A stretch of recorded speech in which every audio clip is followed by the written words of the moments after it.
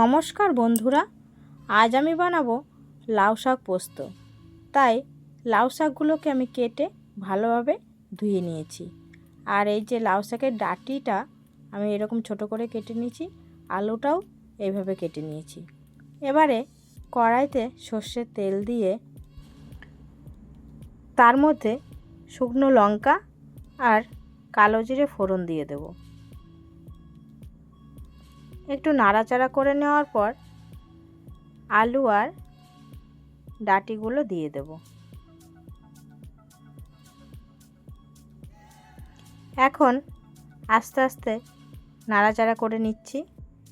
একটু ভাজা ভাজা করে নিতে হবে সামান্য, তাই দিয়ে দিচ্ছি এখন পরিমাণ মতো লবণ আর সামান্য হলুদ। হলুদটা আমি বেশি দেব না। এবারে একটি ঢাকনা দিয়ে ঢেকে দেব 2 মিনিটের জন্য। 2 মিনিট হয়ে গেছে, ঢাকনা খুলে দিলাম। আবার নাড়াচাড়া করে নিচ্ছি।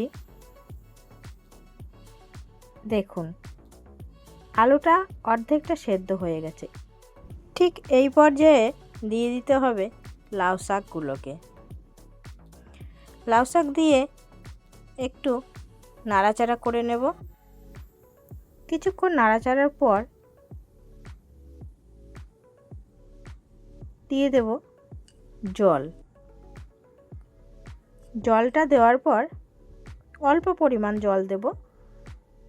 জল দেওয়ার পর একটু ঢাকা দিয়ে দেব, তাহলে আলুটা আর শাকটা ভালোভাবে পুরোটাই সেদ্ধ হয়ে যাবে।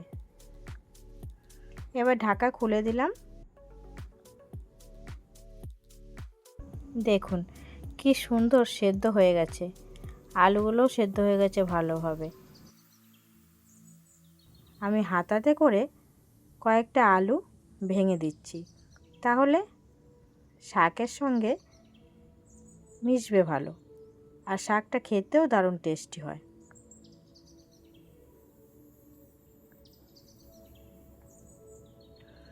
অন্যদিকে আমি পোস্তটা বেটে নিচ্ছি।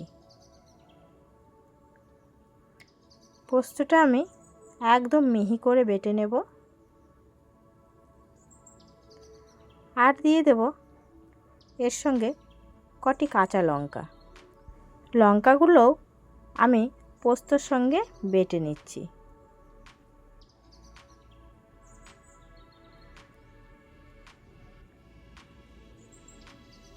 বাটা হয়ে গেছে, এখন তুলে আমি শাকের মধ্যে দিয়ে দেব।